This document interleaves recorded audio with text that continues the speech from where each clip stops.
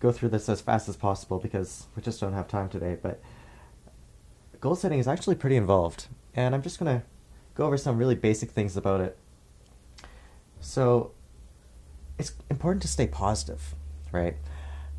Instead of dwelling on what you don't want, think about what you do want, right? And that's very important for so many aspects of your life, just thinking positive. It's also nice to write things down, because when you do that, it's like you're making it more concrete in your mind. Also, when you write things down, they often come out differently than the way you had them in your mind. When you do that, it can help you to define your goal. There's a difference between a performance-oriented goal and an outcome-oriented goal. A performance one is like an action. It's what you want to do to achieve your goal. Where the outcome goal is, just like it says, it's what you want to happen. So I think that performance goals are a lot more valuable to come up with, because it's actually motivating you to do something instead of just wishful thinking. Now, one way of determining whether your goal is good enough is to think smart. Okay? And by smart, I mean a goal needs to be specific, measurable, attainable, relevant, and time-bound. Now, specific is pretty obvious. You need to be as detailed as possible. It also needs to be measurable so that you can know when you are making progress and when you aren't. Attainable, of course, you need to be realistic about it. You can't just make a goal that is impossible to achieve, because you'll never get it.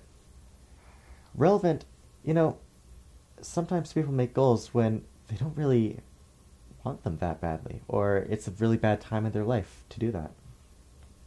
So ask yourself, do you really need to do this right now?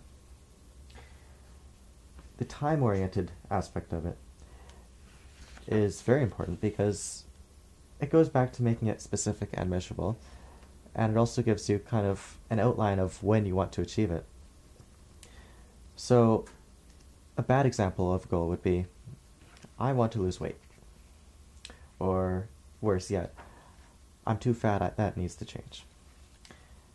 A good goal would be, I want to get fit by going to the gym 3 times this week, and every week after that, going for an hour at a time, and dividing that time in half between cardio and heavy lifting.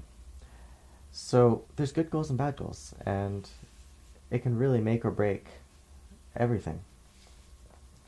Now, I'm not just talking about weight loss. That's a very common example, but it can be for anything. One interesting thing about motivation is habits, because we often get into bad habits, but we can also create good ones. And it's those good ones that really give us the motivation. So look at the habits you have already. How did they form? And look at habits that you used to have, but then you broke. And how did you break those? I'm not going to go over ways of breaking habits today, but hypnotherapy is great for that, and you might even find ways of doing self-hypnosis for it. Another thing you can do is examine your reason. What's in it for you? And what's the catch? Like, what will you lose? But then there's also one aspect that so many people forget, which is, what do you get out of it for not doing it?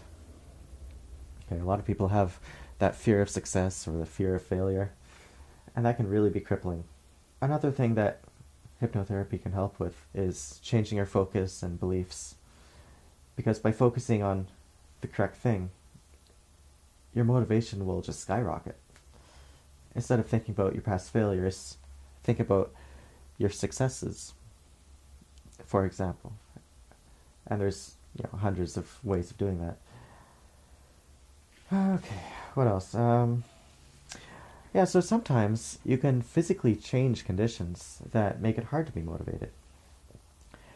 So with the weight loss example again, if you have a problem with eating junk food and sitting around watching TV, then you can physically remove the junk food from your house. And now it takes a lot more motivation to go get junk food. if you already have healthy food there to replace it with, then the motivation it takes to eat healthy is actually stronger than the motivation to eat junk food. One important thing about motivation is to commit to it. Now, you can tell yourself you're going to do it, and you will probably fail. Find ways to commit to it physically, mentally, financially, and socially.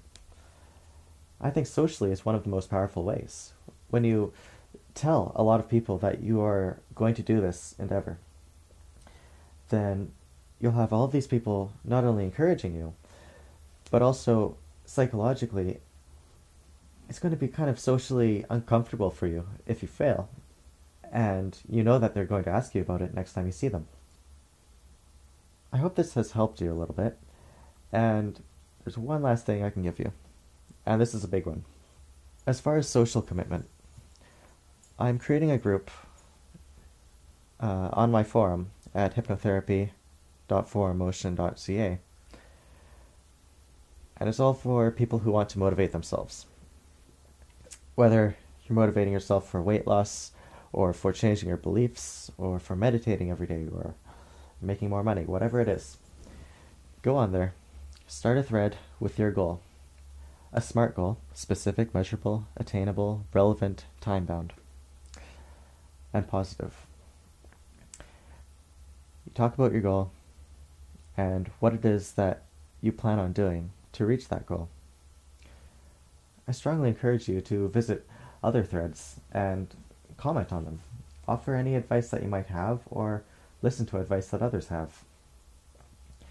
And we're just going to motivate each other. And I'll be there too. I have my own thing that I want to do.